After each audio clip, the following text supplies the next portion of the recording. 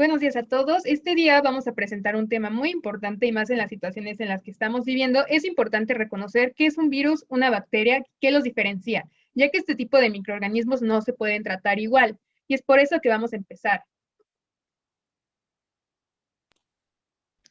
Para empezar, se debe definir lo que es un virus. Un virus es una partícula de código genético, el cual puede ser de ADN o de ARN, encapsulada en proteínas. ¿Qué significa ADN o ARN? Significa el material genético fundamental que constituye a todos los organismos existentes.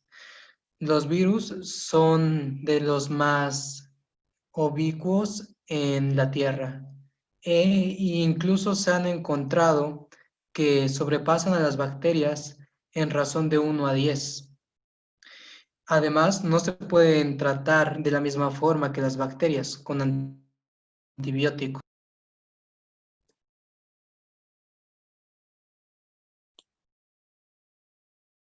Existen diferentes tipos de virus. Existen adenovirus, bacteriófagos y otros diferentes, los cuales infectan a diferentes organismos. En el caso de los bacteriófagos, se encargan de infectar a las bacterias. Por otro lado, Bueno, ¿qué características tiene un virus? Como ya hemos mencionado, un virus es algo muy pequeño que inclusive ni siquiera se puede ver en el microscopio. Y como ya lo había mencionado mi compañero, dentro del virus podemos encontrar este material genético. Este material genético no puede ser expuesto ya que puede sufrir demasiadas modificaciones, por lo cual se encuentra rodeado de una cubierta proteica o inclusive puede ser una cubierta lipídica. Y también hay algunos virus que también tienen una envoltura que obtienen cuando emergen de la célula. Y pues como podemos notar aquí, en la imagen de la derecha, se ve el material genético todo enrollado en la parte de adentro del círculo y en la parte de afuera podemos ver las diferentes proteínas.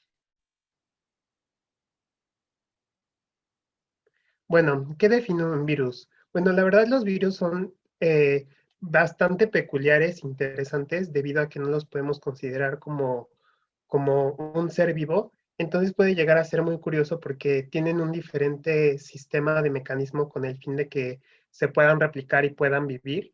Y esto solo lo hacen a través de otra célula.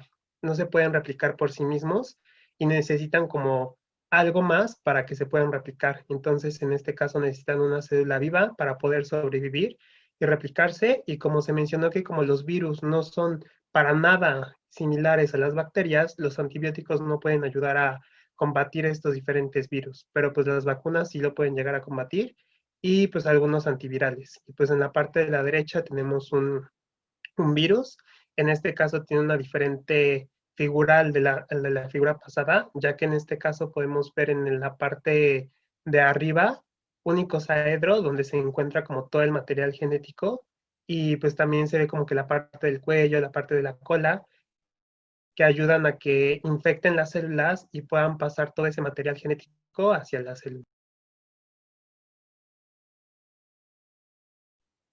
Bueno, ahora vamos por otra parte que vendrían siendo las bacterias y iniciamos diciendo qué es una bacteria. Una bacteria es un organismo microscópico, que eso se refiere a que es muy pequeño y normalmente se utilizan los aparatos conocidos como microscopios para poder observarlos. Estos pertenecen a las procariotas, que es un tipo de célula que el ser humano ha clasificado, procariota y eucariota, y se encuentra en esta clasificación de procariotas específicamente en el reino bacteria, y usualmente son unicelulares, y estos se encuentran en casi todas las partes del mundo, tanto en la tierra como en el aire, como dentro del ser humano. Y aparte de la clasificación de las bacterias, se encuentra otra clasificación llamada arqueas, que estas normalmente acostumbran a vivir en condiciones realmente extremas, ya sea en frío muy extremo o en calor muy extremo. También lo que define a una bacteria es que su núcleo es normalmente de ADN de una hélice, y este núcleo no está definido como las células de un ser humano. Entre estas bacterias se pueden clasificar dentro de diversos grupos. Normalmente son clasificados, depende de su forma. Esa forma pueden ser en forma de bolitas, llamadas cocos o cocci, en forma de palitos, que vienen siendo los bacilos, y en forma de espirales. Normalmente sus nombres, los nombres de las bacterias, vienen definidos a sus formas y a sus organizaciones. Por ejemplo, los cocos se pueden conformar por diversos cocos, ya sea de 2 o más, y estos reciben el nombre de diplococos o estafilococos, cuando es un gran número de cocos. Después, esto pasa lo mismo con los bacilos. Pueden agruparse diversos números de bacilos y llamarse de diferente manera. Aquí en la imagen de la derecha podemos observar esta agrupación y los diferentes nombres de algunos tipos de bacterias. Entre ellas, un nombre muy común que podemos observar aquí es el Staphylococcus aureus, el cual es una bacteria comúnmente en el ambiente. Normalmente se encuentra en la piel del ser humano y no representa ningún daño a menos de que éste ingrese al cuerpo. De ser que ingrese al cuerpo y de que infecte alguna herida o algo por el estilo, puede provocar diversas enfermedades en la piel. Otra bacteria que también tenemos aquí y que no está representada su nombre no está representada por la forma que tiene, puede ser el Vibrio cholera o el Clostridium tetani, que estos son nombres más específicos de enfermedades más específicas, como puede ser el cólera, que es el Vibrio cholera. El Clostridium tetani corresponde al tétanos, que se provoca por la oxidación en la piel. Forman las esporas, las esporas se infectan el cuerpo y de ahí se produce la enfermedad del tétano. El Clostridium botulini, que normalmente se ocupa en el Botox, comúnmente conocido, entre otras bacterias como puede ser la Salmonella, el Treponema pallidum, etc. Bueno, ahora vamos a hablar del tratamiento para las bacterias. Como bien se sabe, los virus y las bacterias ya se dijo que no son diferentes. Un virus no se puede matar, incluso existe el debate si realmente es o no un ser vivo, donde la comunidad científica ahí queda un poco dividida, pero las bacterias, al contrario, sí se pueden tratar y pueden ser erradicadas. De hecho, incluso tienen una curva de crecimiento y es por eso que son organismos completamente diferentes. Y estos, como se ha mencionado, se tratan con antibióticos. Sin embargo, la automedicación y cambios en el ecosistema han generado una resistencia de estas bacterias a estos fármacos. Se van haciendo más fuertes porque cuando uno les da algo que no necesita, o sea, si tú estás enfermo y te automedicas, el hecho de consumir algún medicamento que no esté prescrito o recetado por un doctor, no solo es contraproducente para tu salud, sino porque tal vez ese medicamento no quita o no elimina esta bacteria se va a hacer otra vez más fuerte y eso hace que sea más difícil que luego tú puedas tratar si te vuelves a infectar de lo mismo, haciéndote resistente a diferentes tipos de antibióticos y las bacterias siendo también resistentes. Adicionalmente, también es muy importante mencionar que no todas las bacterias son malas, ya que a veces creemos que porque son microorganismos y muchos dicen, ay, son bichitos, son pues malos o te van a hacer a fuerzas algo mal hacia la salud, pero realmente interactuamos con ellos todos los días y realmente un pequeño porcentaje de estos son los que son nocivos. Pero es importante conocer qué tipo de microorganismos vemos el día a día para también diferenciar bajo qué circunstancias nosotros nos podemos infectar y bajo qué circunstancias podemos sacar provechos, como luego se mencionará de que hacer productos como el vino, como el pan, involucran microorganismos, bioremediación, muchos otros tipos de acciones que nos generan un beneficio a nosotros como humanos, involucran bacterias y esto nos dice que no todas son malas. Pero así como se mencionó en la presentación anterior con diferentes tipos de bacterias, muchas de estas llegan a ser muy letales, como el tétanos, como se llegó a decir, o el E. coli. Pero otro punto que también es importante mencionar es que, pues, parte de las bacterias se llaman patogénicas las que causan enfermedades y es sorprendente que a veces tenemos 10 veces más células bacterianas que células humanas en nuestro cuerpo. De hecho, algo muy importante es cuidar a lo que se le llama la microbiota, que es todo el conjunto de microorganismos que tenemos en el estómago, en todo nuestro tracto digestivo, que nos ayudan realmente a llevar este proceso de la digestión y que muchos estudios científicos incluso han relacionado la salud de la microbiota con la salud general de la persona. Y es por eso que es muy importante también llevar una buena alimentación que pueda mantener un equilibrio para tener un sistema inmune más fuerte, y eso es altamente importante, sobre todo en tiempos de COVID como los que se están viviendo actualmente. Así que, pues bueno, como se mencionó esto, la proliferación descontrolada de bacterias en nuestro cuerpo puede causar algunos padecimientos, ya que por decir, a veces se sabe que los probióticos pueden ser buenos en cierta medida, pero si uno abusa de probióticos, que es por decir exceso de lactobacilos, yogur, a veces puede generar que estos microorganismos compitan con tu flora nativa y eso genera una desventaja en tu sistema inmune. Pero si sabes mantener un equilibrio en este tipo de alimentación con prebióticos y probióticos, realmente ayuda a que las bacterias estén de tu lado. Entonces, esto solo fue un poco de información adicional de las bacterias y cómo realmente no todas son malas. Bueno, ya sabemos o conocemos que existen virus que infectan bacterias. Estos son conocidos como bacteriófagos o fagos, los cuales son virus que infectan bacterias a través de su cola, que es muy característica de estos virus. Estos virus pueden identificar, ya que son los típicos que todos toman para ejemplificar al virus en ya sea un videojuego, una caricatura. Y estos virus pueden tener muchas consecuencias para el ser humano. Aquí abajo hay un video que les da una pequeña ejemplificación.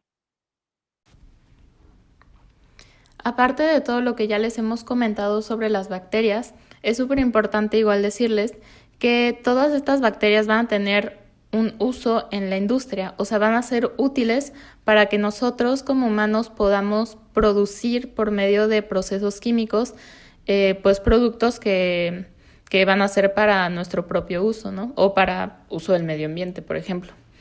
Entonces, empezando por la industria alimentaria, o sea, todo lo que sea comidas y bebidas, los principales productos lácteos, por ejemplo, el yogurt, van a ser producidos por acción de bacterias fermentadoras.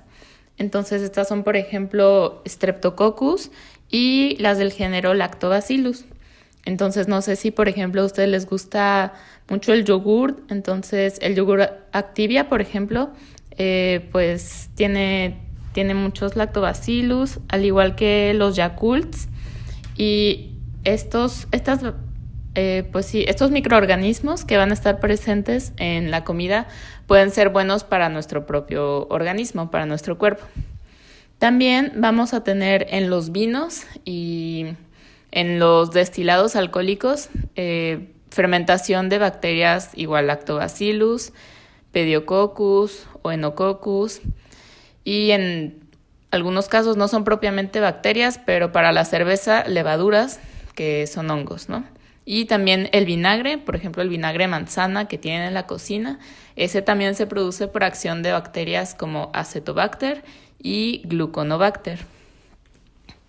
Otra industria donde es súper común ver microorganismos involucrados es cuando se producen sustancias químicas como la acetona, por ejemplo, que pues es la que sirve, yo creo que sobre todo para despintarnos las uñas, las niñas o quien quiera.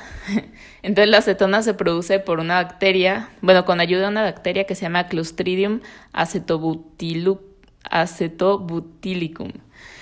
Y también tenemos el ácido cítrico, que se produce por Aspergillus niger. Y, por ejemplo, el ácido cítrico, por si no saben para qué sirve para muchísimas cosas, pero está presente en insecticidas, en desinfectantes y también mejora el sabor de algunos alimentos. Y también tenemos algo que se llama goma xanthana, que esta es producida por una bacteria también, y esta goma, por ejemplo, está presente en los aderezos, sobre todo. Y finalmente, también otra industria donde vamos a poder ver bacterias es aquella de la bioremediación. Y pues ustedes dirán que es bioremediación, ¿no? Y haz de cuenta que la bioremediación es procesos en los que se usan a microorganismos, como por ejemplo las bacterias, para remediar o reparar algún daño que se ocasionó al medio ambiente.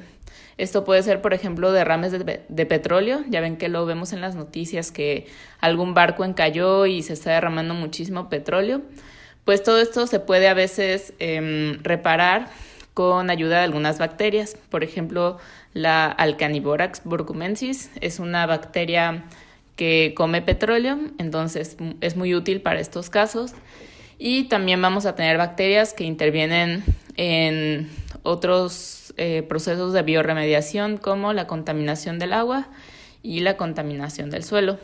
Y un dato súper curioso también, hay algo que llamamos biomineralización, y es, por ejemplo, hay algunas bacterias que acumulan oro, o sea, se lo comen y lo acumulan.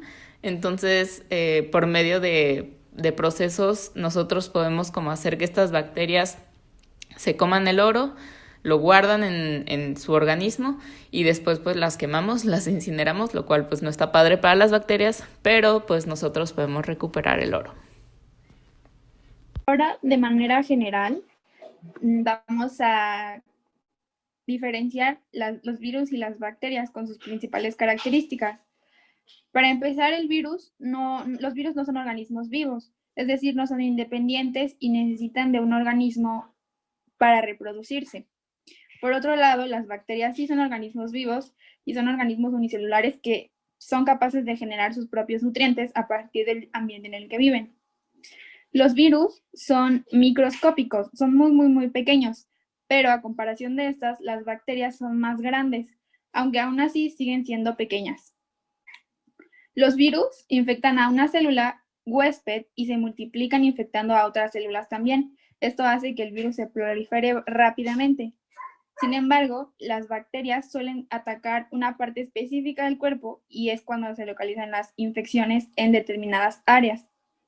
Entre las enfermedades que son causadas por virus están la gripe, influenza, el VIH y el COVID. Por otro lado, algunos de los padecimientos que pueden causar las bacterias son las caries, neumonía, tuberculosis, tétanos, entre otras.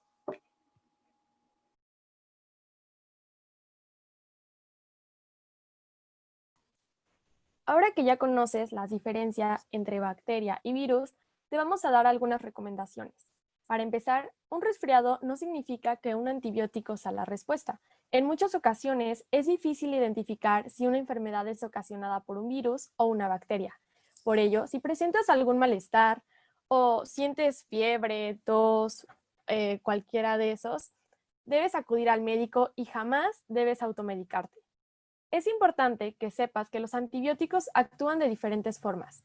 Existen los de amplio espectro, que van dirigidos contra una alta gama de bacterias patógenas, mientras que hay otros que van dirigidos específicamente a un tipo de bacteria o podría ser al tipo de malestar que presentas. Por último, te recomendamos para tu salud lavar tus manos con frecuencia, evita tocar tu cara después de que hayas agarrado objetos o barandales que mucha gente pudo haber tocado y mantente al corriente de tu esquema de vacunación. Recuerda que el de nuestro país es uno de los más completos. También, recuerda que la prevención va más allá de la pandemia, es un estilo de vida. Cuidémonos todos. Muchas gracias. Muchas gracias a todos por su atención. Y si quieren saber un poco más acerca de virus y bacterias, aquí les dejamos algunas referencias y algunas páginas que pueden ser de bastante utilidad para informarse en estos tiempos. Muchas gracias.